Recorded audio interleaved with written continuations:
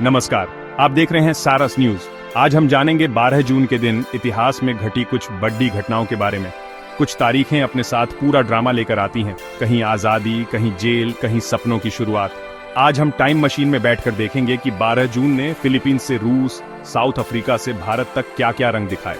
ये सिर्फ तारीखें नहीं, कहानियां हैं जिन्होंने दुनिया को बदला। कुछ कहानियां उम्मीद देती हैं, कुछ चौंका देती हैं।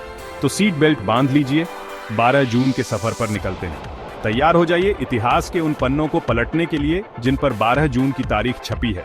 चलिए शुरू करते हैं सारस न्यूज पर 12 जून के इतिहास का ये खास एपिसोड।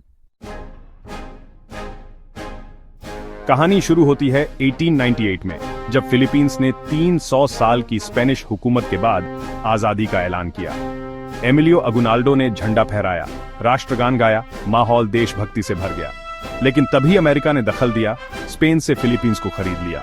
यानी मालिक बदल गया, असली आजादी फिर भी दूर थी। फिलीपींस आज भी 12 जून को स्वतंत्रता दिवस मनाता है। ये दिन उनके संघर्ष और सपनों की याद है, भले ही असली आजादी बाद में मिली। 1940 लिथुआनिया, एक छोटा सा देश, सोवियत संघ के पड़ोस में फंस गया। स्टालिन ने अल्टीमेटम भेजा, सरकार में सोवियत समर्थक लोग लाओ, सेना को आने दो, वरना अंजाम भुगतो। लिथुआनिया के पास कोई चारा नहीं था। 12 जून को उन्होंने शर्तें मान ली और कुछ ही दिनों में सोवियत संघ ने देश हड्डी डप लिया, बिना एक गोली चलाए। ये बाल्टिक देशों के लिए काला दिन था। उनकी आजादी, संस्कृति सब छीन ली गई और ये कब्जा 50 साल चला। 12 जून लिथुआनिया के लिए आज भी एक बुरे सपने की तरह है। छोटी ताकतें कैसे बीडेही ताकतों के आगे मजबूर हो जाती हैं। 1942 एम्स्टर्डम, 13 साल की एनी फ्रैंक को जन्मदिन पर डायरी मिली। उसने सोचा इसमें अपनी बातें लिखेगी, पर उसे क्या पता था कि ये डायरी लाखों लोगों की आवाज बन जाएगी। कुछ हफ्तों बाद एनी और उसका परिवार नाजियों से छिपने के लिए सीक्रेट एनेक्स में चले गए। 2 साल तक एनी ने अपनी डायरी में डर, उम्मीद और सपनों को दर्ज किया। एनी की मौत हो गई, लेकिन उसकी डायरी बच गई। उसके पिता ने इसे प्रकाशित करवाया, the diary on for young girl. 12 जून जब एनी को डायरी मिली, वो दिन इंसानियत और उम्मीद की कहानी की शुरुआत बन गया। 1964 साउथ अफ्रीका, रंगभेद के खिलाफ नेल्सन मंडेला और उनके साथियों पर रिवोनिया ट्रायल चला। मंडेला ने कहा, मैं लोकतांत्रिक समाज के लिए लड़ रहा हूं, इसके लिए मरने को भी तैयार हूं। 12 जून को मंडेला को उम्र कैद की सजा सुनाई गई। उन्हें रॉबिन आइलैंड भेजा गया, लेकिन जेल में रहकर भी वो संघर्ष का प्रतीक बन गए। मंडेला की सजा ने दुनिया का ध्यान रंग भेद की ओर खींचा। यही दिन उनकी 27 साल की जेल यात्रा की शुरुआत थी। 3 लाइन्स।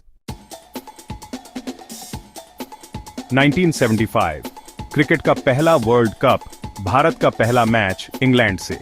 60 ओवर का मैच, सफेद कपड़े, लाल गेंद, सब कुछ नया था। इंग्लैंड ने 334 रन बनाए।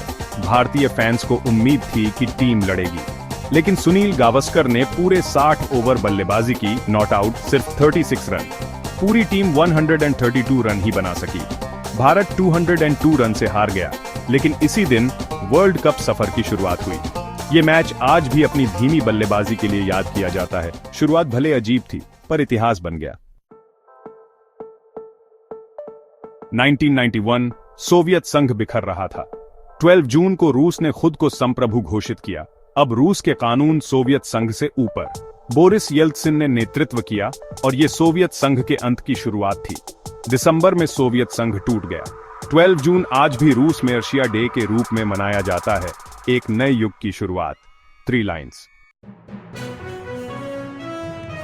2006 इराक में अलकायदा का खूंखार नेता अब्बू मुसाब अल जरकावी अमेरिका की मोस्ट वांटेड लिस्ट में था। उसके सिर पर $25 मिलियन का इनाम था। आखिरकार अमेरिकी सेना को झरकावी का ठिकाना मिला। 12 जून को F-16 विमानों ने बम गिराए, झरकावी मारा गया। उसकी मौत ने इराक में अलकायदा की कमर तोड़ी और दुनिया को दिखाया कि एक व्यक्ति का अंत भी वैश्विक राजनीति बदल सकता है।